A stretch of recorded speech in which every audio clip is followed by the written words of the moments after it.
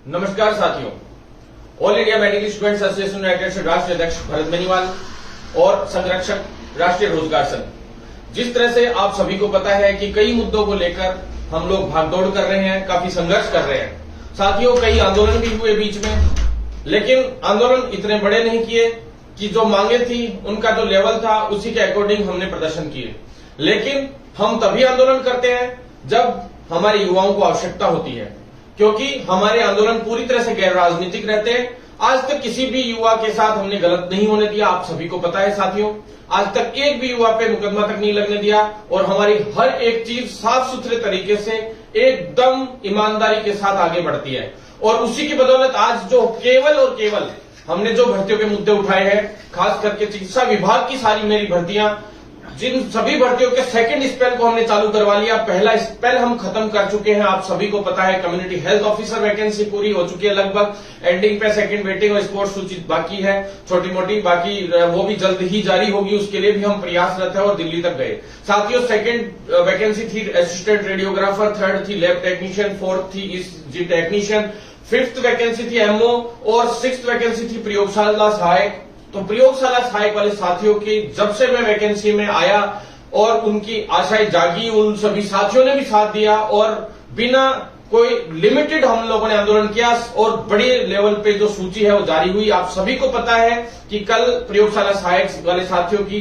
सूची जारी हुई है, नियुक्ति सूची। उन सभी को हार्दिक शुभकामनाएं। और जो साथी लोग रह गए हैं उनका भी अभी जल्द ही पूरी तरह से वेरिफिकेशन होके उनका पूरा क्लियर हो जाए, एक बार कि जितने वैलिड कैंडिडेट्स हैं उनका क्लियर हो जाए स्थिति पूरी, और उसके पश्चात उनको भी ज्वाइनिंग मिलेगी। और जो साथी वंचित रह गए थे उन सभी साथियों के लिए भी अब संघर्ष को मजबूती से आगे बढ़ाया जाएगा और जल्द ही जो योग्य अभ्यर्थी है उनको न्याय दिलवाया जाएगा। साथियों, आप सभी को पता है कि कोई भी मुद्दा हो, अभी दिल्ली गए, दिल्ली जाने के बाद हम मुख्यमंत्री जी से भी वहीं मिले और मुख्यमंत्री जी ने भी हमें काफी समय दिया, इसके लिए हम धन्यवाद देते हैं। हमने जिद कर ली थी कि मुख्यमंत्री से हमें मिलना ही है और मिलकर रहे, और उस मिलने का नतीजा मैंने कहा था इस सप्ताह में आप लोगों के सामने होगा।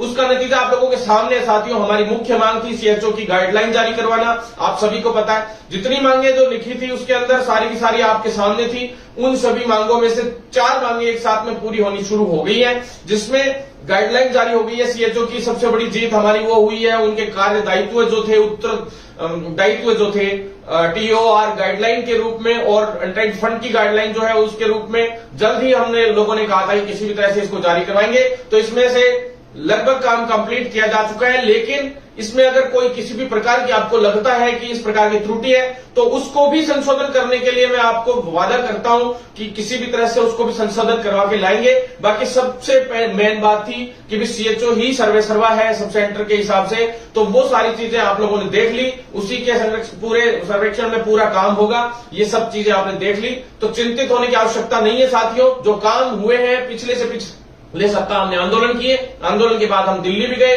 दिल्ली हमने केंद्रीय चिकित्सा मंत्री भारती प्रवीण पवार मैडम हो चाहे मनसुख मांडविया जी हो, इन लोगों से मिलके और सारे काम वहां से करवाए, वहां से लेटर भिजवाए इनको, और उस लेटर की बदौलत आप लोगों ने देख लिया कि क्या रहा क्या नहीं रहा। सबके सामने आपके रिजल्ट है इस वीक में के जितने भी रिजल्ट थे सारे के सारे आपके सामने हैं। धीरे धीरे एक एक करके मांगे पूरी होनी शुरू हो गई है। साथियों, जो मांगे बीच में पेंडेंसी में आ गई थी 15 दिन तक, वो लगभग क्लियर होने लग गई है साथियों। तो मैं आपको बता दूं, नई जो वैकेंसी है सीएचओ की उसके लिए भी बता देता हूं, नई वैकेंसी सीएचओ की है वो भी जल्द ही विज्ञप्ति जारी होगी, लेकिन उसमें एक बड़ी समस्या क्रिएट हो गई है। वापस से केंद्र से 1800 हम लोग भर्तियों का और प्रपोजल क्लियर करवा लाए थे, वित्तीय स्वीकृति भी हो चुकी है, सारे काम हो चुके हैं, यहां पत्र भी भेज दिया गया है, लेकिन अब यहां से एक पत्र वापस उसके जवाब में भिजवाना है और फिर वहां से एक लेटर और आएगा साथियों, ताकि वो फाइल क्लियर हो जाए। एक राउंड और दिल्ली का हमारा 3-4 दिन बाद हो सकता है लगे अभी, ताकि हम लोग मंत्री जी से वहां बात करके उस 1800 पदों को इसी भर्ती में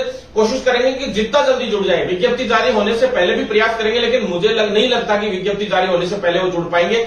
कुल मिला के हम 5500 भर्तियां उनको कराने का बीड़ा उठा चुके हैं, तो लगभग कोशिश करेंगे। पिछली बार भी सीएचओ की वैकेंसी केवल 2310 थी और हमने उसमें 5500 भर्तियां 2 चरणों में जुड़वाई थी, 4000 पद एक बार, 1500 एक बार, और हमारी बड़ी जीत पिछली भर्ती में हुई थी। नहीं तो आप सभी को पता है कि केवल 2310 पदों पे वो भर्तियां आनी थी। इसी तरह से प्रयास किए थे उस वक्त कोविड के अंदर, जब कोई भी बाहर नहीं निकलता था, अकेला आपका भाई भागता था, और हमने पिछली सीएचओ को पूरा करवाया। केवल 6 माह के अंदर उस वक्त पूर्ण करवाया।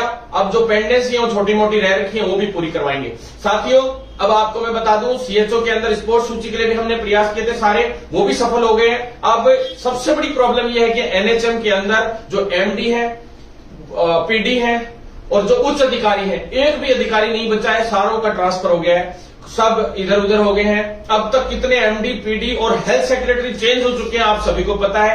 हेल्थ सेक्रेटरी साहब के ऊपर पूरा लोड आ गया है, चाहे एनएचएम हो, चाहे हमारा मेडिकल एजुकेशन हो, चाहे चिकित्सा शिक्षा और चिकित्सा से स्वास्थ्य सेवाएं हो, चाहे सारी की सारी सेवाओं का संबंधित जितना भी काम है वो सारा का सारा हेल्थ सेक्रेटरी साहब पे अकेले पे आ गया है। तो वो चाहते हैं कि भी एमडी भी आ जाए। उन अपने एमडी नहीं होते हुए भी हमने गाइडलाइन जारी करवाई, ये बहुत बड़ी बात थी साथियों, क्योंकि दबाव ही इतना आ गया था दिल्ली से भी और सीएम साहब तक भी हमने बात को पहुंचाया था।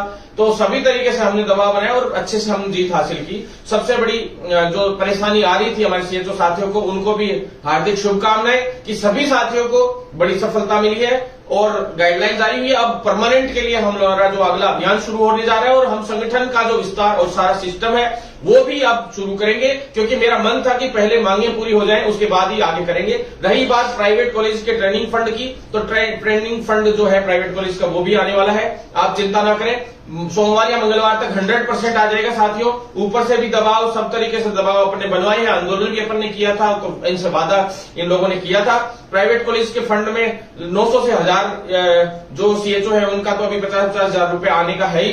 बाकी साथियों जिन कॉलेजेस की डिटेल नहीं आई थी उनकी सूची हमने स्पेशल तौर पे जारी करवाई थी, आपको वीडियो में भी बताया था मैंने, और बताया था कि जिन जिन कॉलेजेस का अभी तक नहीं आई हम लिस्ट डलवाएंगे ताकि उनकी आप लोग डिटेल्स भिजवा सको, अकाउंट डिटेल्स। तो आप जाइए अपनी कॉलेजेस में और आपने अपने उन कॉलेजेस से डिटेल भिजवाइए। जो कॉलेज वाला डिटेल नहीं भेज रहा है उनके खिलाफ हम एफआईआर दर्ज करवाएंगे, इस्तगासा ठोकेंगे और कोर्ट में जाएंगे, न्यायालय में भी हम उस लड़ाई को लड़ेंगे और जल्द से जल्द सभी साथियों को पूरे रुपए दिलवा कर रहेंगे, चाहे कुछ भी हो जाए। जो 15th सर्विस कमीशन जो है उसके हिसाब से जो डिस्ट्रिक्ट 9 डिस्ट्रिक्ट आते हैं, 25 डिस्ट्रिक्टों का आ चुका है, आपको पता है पेमेंट। और जयपुर फर्स्ट और सेकंड 2 होने की वजह से टोटल मिला के 34 जिले गिने जाते हैं वैसे मेडिकल विभाग में। तो 34 के हिसाब से जो 9 जिले बच गए उनका भी पे स्केल अब जारी होने वाला है। जो ट्रेजरी वाला मैटर अटका हुआ था और फिर वहां से भी अब फाइनेंशियली क्या इसमें वित्त विभाग जो है राजस्थान सरकार का, वहां से पेमेंट क्लियर होके आता है सैलरी का,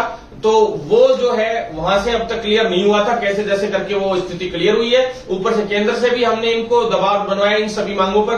तो सीधी सी बात यह है कि इस सप्ताह में लगभग का तो समाधान हो गया और 1807 लोगों का जो है अभी तक पेमेंट नहीं आया है। उन सभी 1807 सीएचओ को जो 3-4 महीने का जो भी पेमेंट अटका पड़ा है वो जल्द से जल्द आपके खातों में आना शुरू हो जाएगा। बजट का लगभग क्लियर हो गया है मामला, अगले वीक में 100% आप लोगों की सैलरी आ जाएगी, जिसमें कई जिलों से फोन आते रहते हैं साथियों के, वो सभी साथी लोग भी परेशान है। वेटिंग का साथियों मैं बता दूं, सेकंड वेटिंग जल्दी जारी हो रही है। वेटिंग जारी होने में एक सबसे बड़ी समस्या ये भी आ रही है कि जो वेटिंग वाला पहले वाला ब्रिज कोर्स का बैच चल रहा है उसमें से 100 से ऊपर लोग छोड़ के चले गए थे। तो एक बार जब तक उनका फॉर्म फिल नहीं हो जाएंगे सभी के कि भी कितने एब्सेंट है कितने प्रेजेंट है, वो तभी साबित हो पाएगा।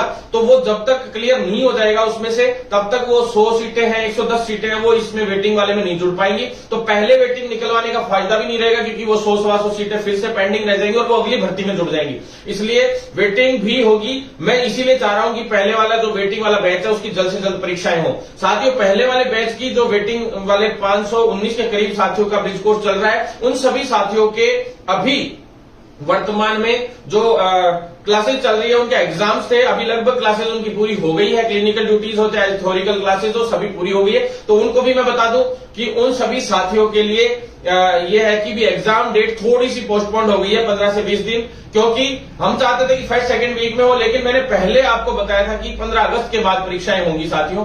तो 15 अगस्त के बाद इसलिए हो रही है साथियों, कारण है इसके पीछे जिस एजेंसी का आरयूएचएस जिस एजेंसी के थ्रू करवाती है उसका टाइम पीरियड पूरा हो गया था, उनका कॉन्ट्रैक्ट पूरा हो गया था। तो अब नई एजेंसी इन लोगों ने हायर की है तो उसको अभी थोड़ा सा समय लगता है, 5-10 दिन का ये बीच में पेंडेंसी आ गई। तो इस महीने के अंत तक हर हाल में आप लोगों की परीक्षा करवाने का मेरा प्रयास रहेगा कि कैसे भी आप लोगों की जल्द से जल्द परीक्षा करवा के आपको ज्वाइनिंग दिलवाएं, जिससे आप लोगों की तनख्वाह की सभी प्रोसेस शुरू हो और आपका इस जॉब में लगना सफल हो। साथियों, इसके पश्चात जो स्पोर्ट्स वाले साथियों को मैंने बता दिया, अब यहाँ का जो कार्यक्रम है वो पूरा शुरू हो गया है, अंतिम है। हम चाहते हैं कि भाई जो स्पोर्ट्स का जो विभाग है उसके जो उच्च अधिकारी हैं उनको इसकी सूची बनाने के लिए भी ऑथोराइज किया जाए, जिससे क्या है उन लोगों को पता है सब कुछ कि कौन सा फेडरेशन वैलिड है, कौन सा स्पोर्ट्स वैलिड, कौन सा गेम वैलिड है स्पोर्ट्स के अंदर, तो वो सारी चीजें, ताकि जल्द से जल्द ये सूची जारी हो। साथियों, ये सभी साथ शेयर कर दी मैंने आपको सीएचओ से संबंधित सारी सूचनाएं। नई जो सीएचओ की वैकेंसी है उसके लिए भी मैंने बता दिया। अधीनस्थ बोर्ड जो है, नई सीएचओ की वैकेंसी में अधीनस्थ बोर्ड जो है वो परीक्षा के लिए दिसंबर से पहले मान नहीं रहा है। साथियों, एक बड़ी समस्या आ रही है। अभी भी हम प्रयास कर रहे हैं कि किसी भी हाल में वो मान जाए और अक्टूबर में वो परीक्षा कराने में सक्षम रहे। साथियों, मेरा पूरा विश्वास है कि मैं करवाकर छोड़ूंगा इसको, दिसंबर से पहले इसकी एग्जाम करवा के छोड़ूंगा। जिस तरीके से हम मेहनत कर रहे हैं, केंद्र से भी साफ साफ कह दिया है कि भी जल्द से जल्द इस भर्ती को पूरा करवाइए। आपको पता है कि पहली बार सीसीएस हटाकर पहली बार राजस्थान में ये वैकेंसी आ रही है और अच्छे से आप लोगों के लिए हम लोग भागदौड़ कर रहे हैं। 1800 वैकेंसियां भी इसमें जुड़ने का लगभग रास्ता अपन ने क्लियर कर लिया है। तो साथियों, आप लोग तैयारी में जुटे रहें, जल्द ही विज्ञप्ति जारी होगी। और मैं आपको बता दूं, इस 15 से 20 दिन आखिरी मान लो साथियों, यानी कि इस मंथ के अंदर मैं आपको गारंटी दे रहा हूं कि 100% अगस्त के अंदर सीएचओ की विज्ञप्ति हर हाल में जारी होगी। वो चाहे 10 दिन बाद हो, चाहे 15 दिन बाद हो, चाहे 20 दिन बाद हो। अगस्त के अंदर हर हाल में वैकेंसी जारी करवाकर हम दम लेंगे, चाहे इसके लिए हमें आंदोलन करना पड़े, चाहे हम किसी भी हद तक जाए। तो साथियों, आप लोग तैयारी में लगे रहे, क्योंकि अगस्त में विज्ञप्ति जारी होगी, तभी अक्टूबर तक परीक्षा या नवंबर तक परीक्षा हो पाएगी। साथियों, जितना ये देरी हो रही है विज्ञप्ति में, उतना ही परीक्षा में भी देरी होगी। तो साथियों, आप लोग तैयारी में जुटे रहे, जिससे हम लोग इस वैकेंसी को अगर करवाते हैं तो जो योग्य अभ्यर्थी उनको मौका मिल सके नई रोजगार का और नौकरियों का। साथियों, अब इसके बाद आप आ जाइए असिस्टेंट रेडियोग्राफर और लैब टेक्नीशियन के लिए। तो साथियों, असिस्टेंट रेडियोग्राफर और लैब टेक्नीशियन की जो वैकेंसीज है उनमें पदों की बढ़ोतरी के लिए हमारा काम जल्द ही उन्होंने पूरी तैयार हो गई है। अब लगभग तय हो गया है कि उसमें पद बढ़ के आएंगे। साथियों, दूसरी चीज, वो सभी दोनों वैकेंसीज मैंने आपको कहा था कि जिद करके मैंने लिखित परीक्षा से करवाई थी, और क्यों करवाई थी वो भी आपको पता है, फर्जीवाड़े को रोकने के लिए। अब आप खुद देख लीजिएगा कितने फॉर्म भरे जाएंगे। अगर मेरिट से होती तो 15,000 से ऊपर फॉर्म इन दोनों भर्तियों में जाते, ये हमें पूरा विश्वास था, क्योंकि पिछली बार भी यही हुआ था कि पद खाली जा रहे थे और एंड टाइम पे कोरोना के अंदर भी लोग डिग्री और डिप्लोमे बनवा के ले आए थे। साथियों, आप बिल्कुल चिंता ना करें, क्योंकि आपके भाई हमेशा आपके लिए सोचता है और हमने वो चीजों से गुजरे हैं, तो हमें पता है कि भी पिछली भर्ती में क्या हुआ था। इसलिए आप लोगों को, कुछ लोगों को भ्रमित कर दिया गया था, लेकिन अब वो सारे साथी लोग भी मेरे पास फोन करते हैं कि भाई साहब आप बिल्कुल सही कह रहे हो, हम लोग गलत व्यक्ति की बातों में आ गए थे और उसका नतीजा हमने भुगता। कोई छुड़वाने वाला भी उनको नहीं गया, यहां तक कि जमानत के लिए भी हम लोग गए थे और सभी साथियों को उच्च अधिकारी एमएल लाठर जी तक हम मिलके और सारा समाधान करवा के लाए थे। साथियों, तो साथियों, मैं इस चीज से कुछ नहीं कहना चाहता, मैं इतना ही कहना चाहता हूं कि आप लोग साथ बनाए रखेंगे तो 100% ये विज्ञप्ति अब जल्दी जारी होगी। ये विज्ञप्ति 2 महीने पहले जारी होनी थी, केवल ये भर्ती सिर्फ राजनीति में फंस के रह गई, इस वजह से सारा बेड़ा गर्क हो गया। अगर मेरिट और लिखित परीक्षा के चक्कर में, आप सभी को पता है, जबकि ये लिखित से ही होनी थी, पहले तय हो चुकी थी, अचानक से इसमें मेरिट की मांग करके और 1-1.5 महीने पेंडेंसी ले आए, बेमतलब की विज्ञप्ति जारी नहीं कर पाए अधिकारी। अब एजेंसी उस वक्त जब अधीनस्थ बोर्ड भी तैयार था भर्ती करवाने के लिए, आप सभी को पता है, लेकिन और आरयूएचएस भी उस वक्त तैयार था, लेकिन उसके बाद उसने एमओ भी ली। एमओ के साथ ही लैब टेक्नीशियन, रेडियोग्राफर और एएनएम तीनों भर्तियां हम देने जा रहे थे, उसको दिलवाने जा रहे थे, लेकिन अब वो थोड़ी गड़बड़ हो गई। वो विभाग भी चिढ़ गए और बोर्ड भी चिढ़ गया कि रेडियोग्राफर और लैब टेक्नीशियन में हर बार ही ऐसे करते हैं, ये कभी कुछ रोल जोड़ कभी कुछ रोल जोड़। तो साथियों, लैब टेक्नीशियन और रेडियोग्राफर भी जल्द ही विज्ञप्ति इस माह में हर हाल में जारी होगी। 10 दिन में भी हो सकती है, 5 दिन में भी हो सकती है, 15 दिन में भी जारी हो सकती है। साथियों, आप लोग अपनी तैयारी में जुट जाएं। मैं आपको रियल बता रहा हूं, एजेंसी भी तय हो चुकी है और मैं एक लेटर भी आपके सामने वायरल कर दूंगा, डाल दूंगा अभी थोड़ी देर में इससे ऑनलाइन, जिस लेटर से आपको पक्का प्रूफ हो जाएगा कि किस तरह से एजेंसी क्या कैसे कैसे तय हुई है, क्या क्या नहीं है। और टीसीएस का भी मैंने सबसे पहले मैंने ही लिख के डाला था, आप सभी को पता है। सीएचओ के लिए जिस एजेंसी ने पहले करवाई थी वो एजेंसी भी बदल दी गई है। अब टीसीएस से भी हो सकती है, और भी एजेंसियों से हो सकती है, और सिफू से भी हो सकती है, एमएनआईटी से भी हो सकती है सीएचओ। अगर कल को अधीनस्थ बोर्ड सही समय पे एग्जाम नहीं कराता है तो किसी भी एजेंसी से हो सकती है। मैं आपको बता दूं साथियों, एजेंसी से हमें मतलब नहीं है, हमें मतलब है परीक्षा से, हमें मतलब है विज्ञप्ति से, हमें मतलब है डीवी से, हमें मतलब है परिणाम घोषित करने से, हमें मतलब है चयन सूची से, हमें मतलब है ज्वाइनिंग से। तो जब तक ज्वाइनिंग नहीं हो जाएगी तब तक हम इसी तरह से लड़ते रहेंगे साथियों, और जल्द ही हमें इस भर्तियों को पूरा करवाना है और इस चुनाव से पहले पहले सारी भर्तियां पूरी करवाकर ही दम लेंगे साथियों। अब आपको बता दूं, एएनएम का भी मैंने इसमें चर्चा की अभी, तो एएनएम भी आपको पक्का फाइनल है 100%। इन्हीं के साथ रेडियोग्राफर, लैब टेक्नीशियन और एएनएम तीनों एक ही एजेंसी को दी जा रही है, और आप बिल्कुल चिंता ना करें, क्योंकि जो है एजेंसी भी तय हो चुकी है 100%, लेकिन एक बार के लिए बस यही पेंडेंसी चल रही है कि एग्रीमेंट नहीं हुआ है उनके बीच में, विभाग और एजेंसी के बीच में। एजेंसी भी तय कर ली गई है, सिर्फ एग्रीमेंट होना बाकी है, और जल्द ही आप लोगों के सामने 100% विज्ञप्ति होगी जल्द से जल्द। आप तैयारी में जुट जाएं, बेकार की राजनीतियों में ना पड़े, मैं आपसे पहले ही कह रहा हूं साथियों। उसके अलावा जो फार्मासिस्ट और नर्सिंग ऑफिसर की भर्ती है उसमें भी एमएनआईटी को फाइल भेजी गई थी, आपको पता है, वापस आ गई थी, फिर वापस एमएनआईटी को भेजी गई थी, वापस आ गई साथियों। 2 बार ऐसा हुआ, क्योंकि एमएनआईटी खुद ये कहती है कि मेरिट पे भर्ती कराने में कल को फर्जीवाड़े में हमारा नाम आता है तो दिक्कत आती है, क्योंकि हमने इस एमएनआईटी के चेयरमैन साहब से भी मिला था, और आपको सभी को पता है कि हमने साफ कहा था कि भी मेरिट पे अगर ये भर्तियां होती हैं तो इसमें कई तरह के फर्जीवाड़े होते हैं, इसलिए आप पहले ही ध्यान रख लेना इन चीजों को। तो वो काफी कह रहे थे कि भी हम देखते हैं किस प्रोसेस से इसको करवाते हैं, किस प्रोसेस से नहीं करवाते हैं। तो साथियों, विभाग को हमने बताया है साफ साफ, सभी संविदाकर्मी साथियों के भी साथ हैं हम, किसी की मनाही नहीं है। उनकी तनख्वाह के लिए, उनकी सैलरी के लिए मैं दिल्ली तक मिल के आया हूं साथियों, एनएचएम के हो चाहे अन्य साथी लोग हो। दूसरा, उनको परमानेंट कराने के लिए जो सीधे तरीके से कई कैडर बन सकते हैं उन तरीके से बना के और वो लोग परमानेंट कर दें, कोई दिक्कत नहीं है। सभी संविदाकर्मी साथी हैं, उनको बोनस अंक भी दिए जा रहे हैं 10, 20, 30। और साथियों, अगर मैं चाहता कि भी उनको भी लाभ नहीं मिले तो 100% हम लोग इसके लिए भी आंदोलन कर सकते थे कि बोनस अंक भी हटाए जाएं, लेकिन हमने दोनों के बीच का रास्ता निकाला, जिससे लिखित परीक्षा से नए फ्रेशर युवा साथी लगे जो बिल्कुल फेयर लगे, और जो 10, 20, 30 बोनस अंक वाले साथी हैं उनके लिए चाहे सुप्रीम कोर्ट तक जाके भी मैं हटवा सकता था, आपको पता है, बोनस अंक, लेकिन उनका भी हमने पक्ष रखा। 2013 भर्ती भी अब आप समझ गए होंगे, और 18 भर्ती भी हमने निकलवाई थी, पूरे आंदोलन किए थे, पूरी विज्ञप्ति हमारी वजह से जारी हुई, और अंत में सभी संविदा वाले साथियों को उसमें बेनिफिट दे दिया गया था, सभी के सभी। फ्रेशर बच्चा एक भी गिने चुने लोगों को 1000-2000 बच्चों को टोटल मिला के लगे होंगे गिने चुने, बाकी वो भी फिक्स कैटेगरी के थे साथी लोग जो फ्रेशर्स लगे थे। बाकी कैटेगरीज में तो जनरल और ओबीसी में तो बच्चे ही नहीं लगे थे, बहुत कम लगे थे। तो साथियों, ये सबसे बड़ी बात है, वो कोई दिक्कत नहीं है, किसी भी कैटेगरी के साथी लोग लगे, सबको रोजगार मिले, फेयर अभ्यर्थियों को रोजगार मिले, यही हमारा सबसे बड़ा उद्देश्य रहता है। लेकिन जो है फेयर तरीके से काम हो, इसके लिए रिटर्न एग्जाम से हम भर्तियां चाहते थे, और रिटर्न एग्जाम के लिए आज से नहीं 5 से 6 साल तो मुझे आंदोलन करते हो गए, और काफी समय से रिटर्न एग्जाम से कोई भर्ती नहीं आई है। हर बार परमानेंट के चक्कर में और इस चक्कर में इन्होंने फ्रेशर्स की ऐसी तैसी करके रख रखी थी, वो हमें उनको न्याय दिलवाना था।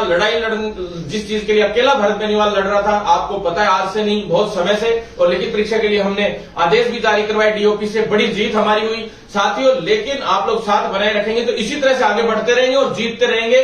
तो फार्मासिस्ट और नर्सिंग ऑफिसर जो भर्ती है उसको भी जल्द ही उसकी विज्ञप्ति जारी कराएंगे। उसमें पदों की संख्या जो है नर्सिंग ऑफिसर के अंदर बढ़ चुकी है, और 1900 कुछ पदों पर फार्मासिस्ट भर्ती की है। तो साथियों, जो विज्ञप्तियां हैं, हम चाहते हैं कि लिखित परीक्षा से ही जल्द से जल्द इनकी विज्ञप्ति जारी हो और नए साथियों को रोजगार मिले। 3250 नर्सिंग ऑफिसर के पद टोटल हो चुके हैं, 2000 पदों की पद तो जुड़ चुके हैं, और 1000 के करीब पदों की एक फाइल और चल रही है, 958-60 के करीब। तो साथियों, वो फाइल और अगर क्लियर हो गई तो 4500 के समथिंग, नहीं तो 4250 के करीब पद हो जाएंगे, क्योंकि 1250 अभी है, और 2000 में से वही 1992-93 पद है टोटल शायद लगभग, उनकी एक फाइल क्लियर होकर इसमें जुड़ रही है जल्दी। वो भी अभी तक वित्तीय स्वीकृति पूरी तरह से नहीं मिली है, मैं आपको बता दूं। उसकी फाइल जरूर चल चुकी है, वित्तीय स्वीकृति अभी पूरी तरह से नहीं मिली है, क्योंकि कल को वित्तीय स्वीकृति दे दें ये लोग और उसमें से आधी डीपीसी को दे दें, ये भी बड़ी समस्या आ सकती है। तो हमें आंदोलन भी जारी रखना है ताकि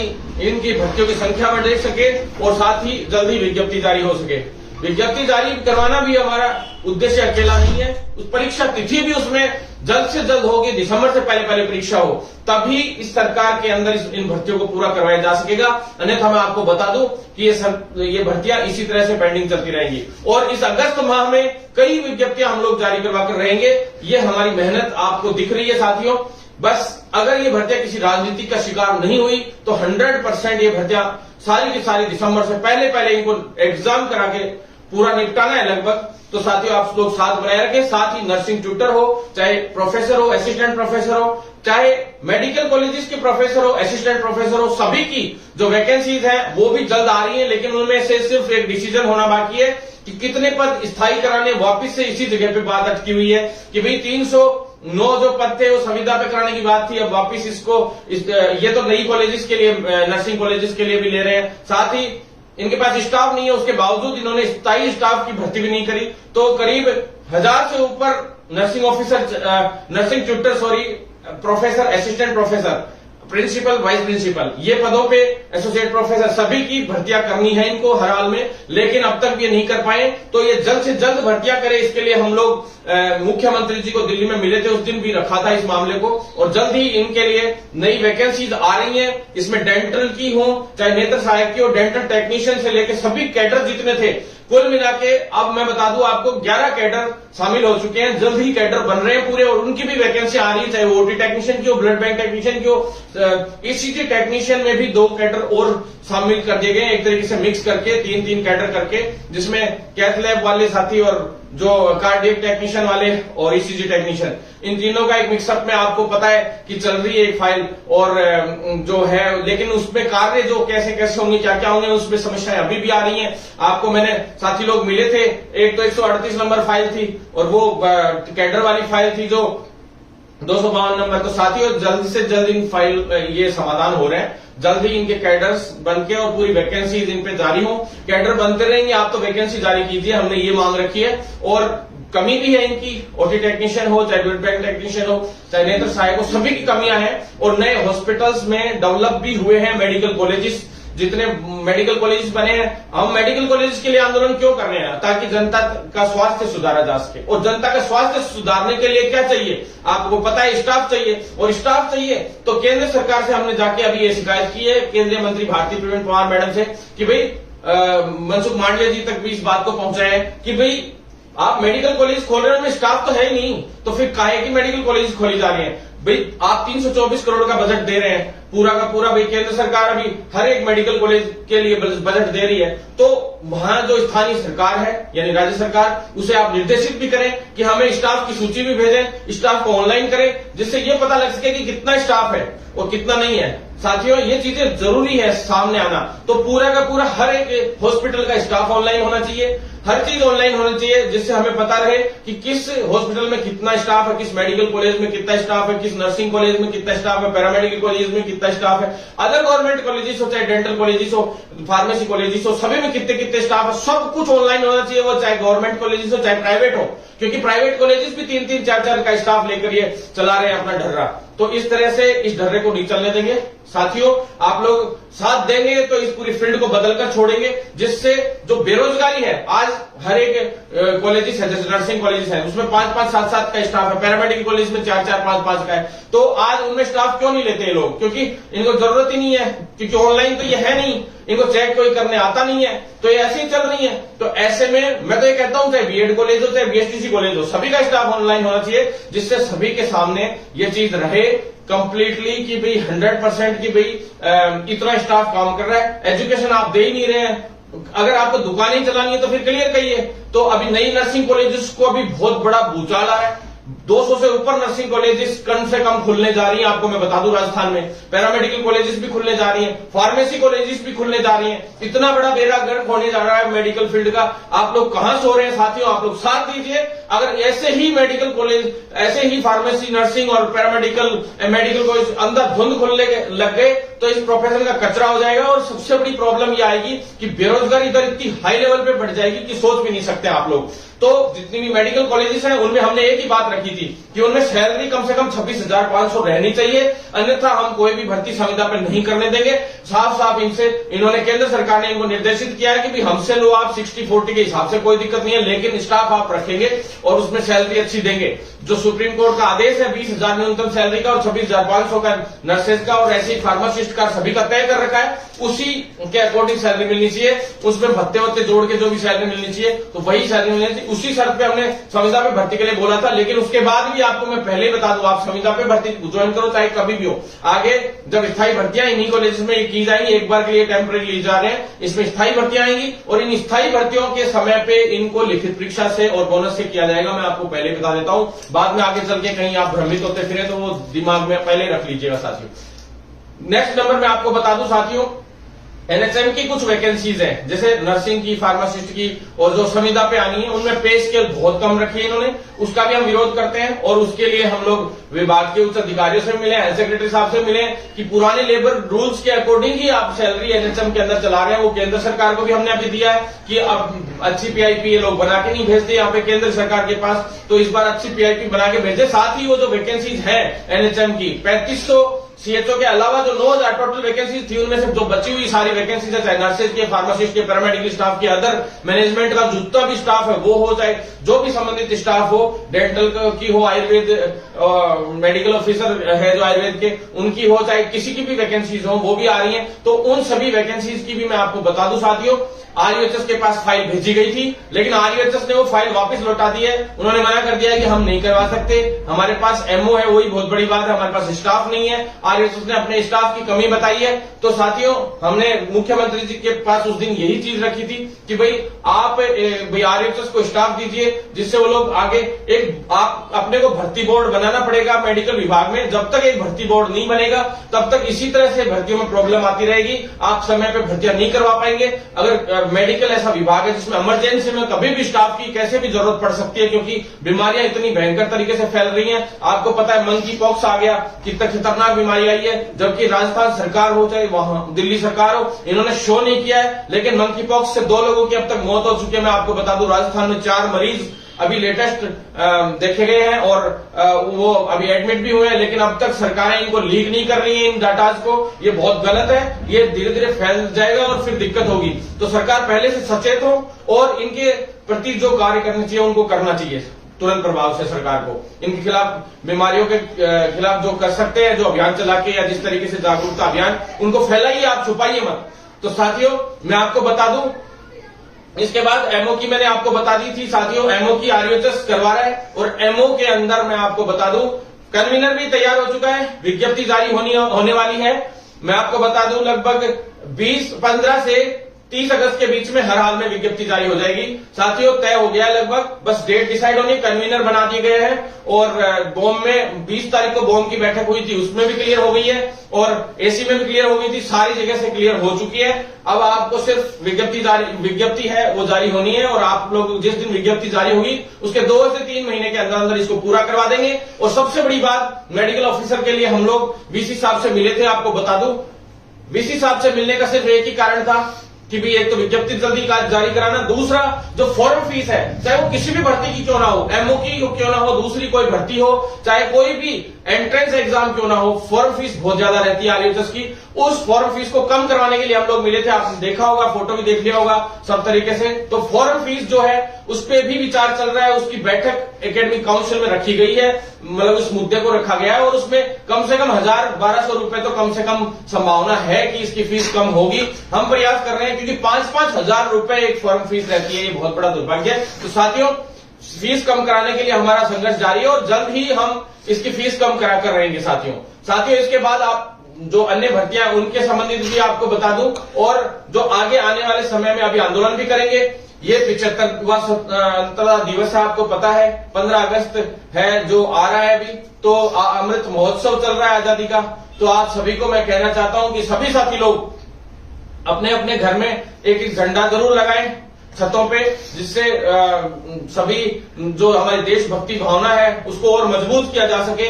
सभी लोगों को मैं इतना ही कहना चाहूंगा। साथ ही साथियों, अब मैं आपको अदर वैकेंसीज जो हैं जिनके लिए लगातार मैं ट्वीट करता रहता हूं और काफी फोन कॉल्स मेरे पास आते रहते हैं सभी साथियों के, तो उन सभी साथियों को मैं बताना चाहता हूं कि साथियों, रीट जो है, रीट के अंदर मैं इंफॉर्मेशन दे देता हूं, क्योंकि मैं तो ये नहीं करता कि सिलेबस के लिए आंदोलन कर दूं। सिलेबस तो ऑटोमेटिक जारी होना है, आपको सभी को पता है। जब आगे परीक्षा होनी है शिक्षक भर्ती की, अभी आगे तृतीय श्रेणी की, तो अब जब परीक्षा होनी है तो सिलेबस तो ऑटोमेटिक आना है। तो वो तो सीधी सी बात है साथियों। सिलेबस पिछली 26 तारीख को आ चुका था यहाँ पे अधीनस्थ बोर्ड में पूरी तरह से तैयार होके, और मैं बता दूं उसके बाद अधिकारी आके गए हैं, उनकी बैठक जरूर हुई है पिछले सप्ताह, और साथियों एक बैठक जरूर हुई है, सारा काम कंप्लीट होके 26 तारीख को ही तैयार हो गया था। लेकिन एक छोटी सी बात ये हो रही है रीट के अंदर कि भाई अधिकारियों से मैं मिला था, मैंने वीडियो नहीं डाला हालांकि, लेकिन ट्वीट जरूर किए थे, वीडियो डाल देता तो ज्यादा सही रहता। साथियों उसके अंदर रीट हो चाहे सीईटी हो, दोनों के सिलेबस और विज्ञप्ति साथ जारी करने के लिए अधीनस्थ बोर्ड के चेयरमैन साहब ने हमें बोला है और बोल रखा है, बोला भी नहीं है, पिछली बार भी यही बोला था, दोनों बार यही बोला है। और साथियों रीट और सीईटी दोनों के सिलेबस और विज्ञप्ति दोनों साथ जारी करने के लिए उन्होंने बोला था। साथ ही साथियों रीट में उन्होंने ये कहा कि भी रीट का जब तक परिणाम जारी नहीं हो जाएगा तब तक इसका जो है आगे सिलेबस और विज्ञप्ति जारी होने में दिक्कत आएगी। तो एक बार पहले हम भी चाहते हैं कि सिलेबस जल्दी जारी हो जाए ताकि सभी लोग तैयारी कर सकें। हम स्वयं चाहते हैं कि सिलेबस पहले जारी हो, विज्ञप्ति जारी होती रहेगी, लेकिन यूं कह रहे हैं कि विज्ञप्ति बिना सिलेबस बहुत कम बार जारी होता है, तो दिक्कत ये आती है। तो हमने प्रयास किया है कि भी सिलेबस हो कैसे भी करके जारी, क्योंकि सभी युवा साथी हैं, जो बेरोजगार साथी हैं, वो तैयारी करते रहेंगे। हमने मांग रखी कि तैयारी शुरू अभी से कर देंगे तो अच्छा रहेगा। और जिसको पता है कि मेरे को 100% मेरा सिलेक्शन होना है, रीट में अच्छे नंबर बन रहे हैं जो, तो ऑटोमेटिकली सभी साथी लोग तैयारी में जुट जाएंगे अगली में सिलेबस के हिसाब से, सिलेबस में लग जाएंगे और विज्ञप्ति के हिसाब से। तो साथियों आप लोगों की जो सिलेबस और विज्ञप्ति साथ जारी करने के लिए बोला जा रहा है, लेकिन फिर हम मिलेंगे अधिकारियों से ताकि सिलेबस जल्दी जारी हो। साथ ही जो परिणाम है वो जल्दी जारी करवाना है, प्लस फाइनल जो इसमें आंसर की भी जारी होनी है, आंसर की जारी करवाने के लिए भी मिलेंगे। अभी जल्दी आपके आंसर की भी जारी होगी। उन्होंने आश्वासन तो दिया है कि हम जल्दी 7-8 दिन में इसके आंसर की जारी करेंगे।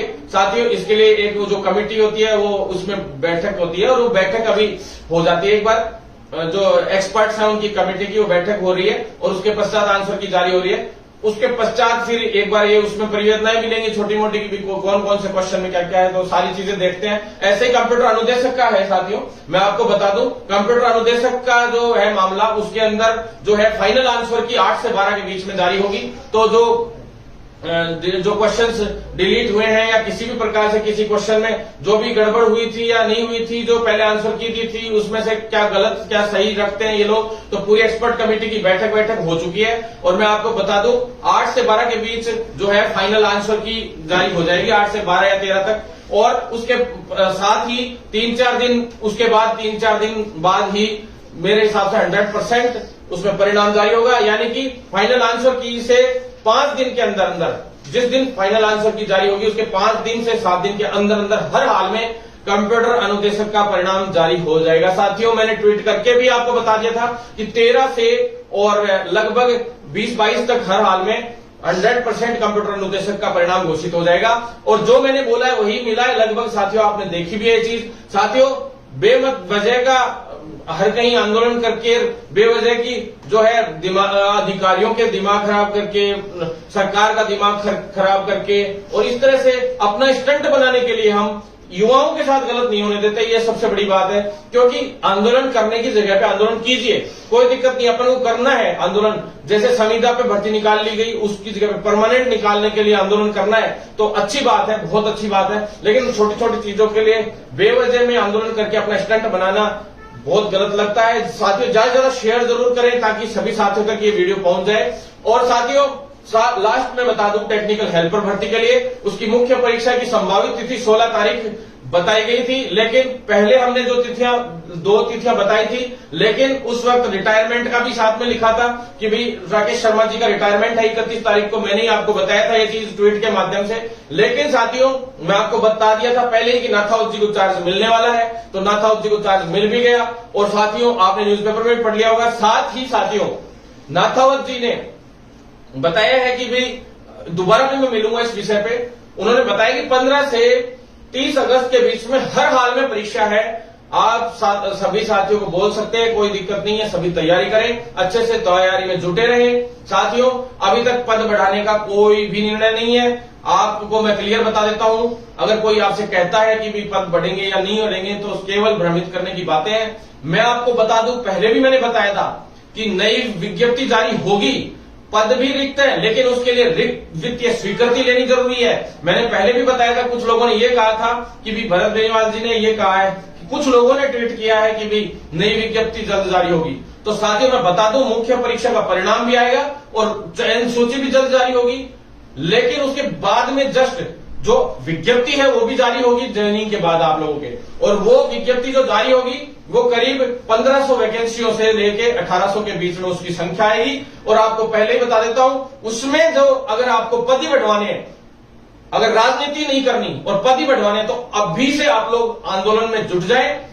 और अगली विज्ञप्ति जो जारी होगी उसमें जैसे ही इसकी अंतिम चयन सूची जारी हो, अगली विज्ञप्ति के लिए आप अपन लोग जब आंदोलन करें तो उस आंदोलन के अंदर पहले से बचे हुए जो पद है, अभी जैसे 1500-1600 पदों के लगभग ये लोग कर लेते हैं, तो उसके बाद 6000 में से कितने पद बच जाते हैं, उन सभी पदों पे, बचे हुए पदों पे एक साथ में ही विज्ञप्ति जारी कराएं, तब तो होगी जोरदार वाली बात। नहीं तो अपन चाहे करते रहें, कुछ भी करते रहें, राजनीति करते रहें, तो बात वो नहीं है साथियों।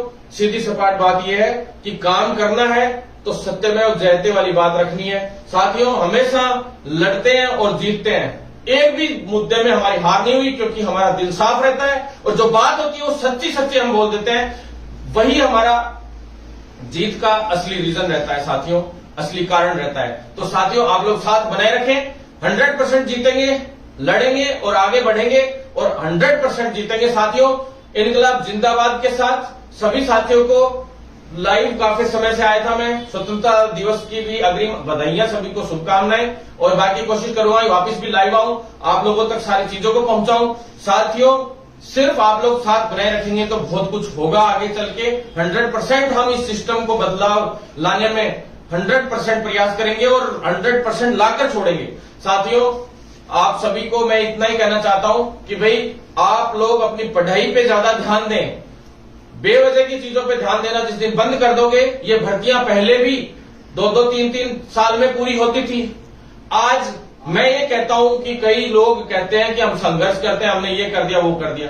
साथियों मेरे ये समझ में नहीं आई, मेरी मेडिकल विभाग की भर्तियां 6-6, 8-8, 10-10 महीने में पूरी हो जाती है, हम लोग करवाने में सक्षम रहते हैं, लेकिन ये भर्तियां आज तक 3 साल से पहले पूरी क्यों नहीं हो रही, जब इतना ही बड़ा संघर्ष कर रहे हैं लोग बाग।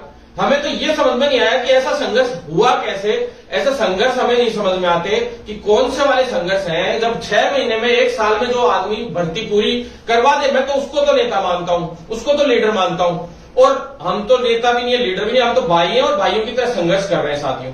हमें तो ये समझ नहीं आ रहा बस कि ये 3-3 साल में भी भर्तियां, कोई भर्ती होती है वो रद्द हो जाती है, कोई भर्ती आती है उसके 3 साल 4 साल, कोई 2018 की भर्ती है, कोई 13 की भर्ती है, कोई 16 की भर्ती है, कोई कहर की भर्ती है, क्यों पूरी नहीं हो रही बताइए। आप कभी बैठ के सोचिएगा कि लोग कहते हैं फिर बेरोजगारों की लीडरशिप करने का फायदा क्या हुआ, मुझे ये बताइए आप।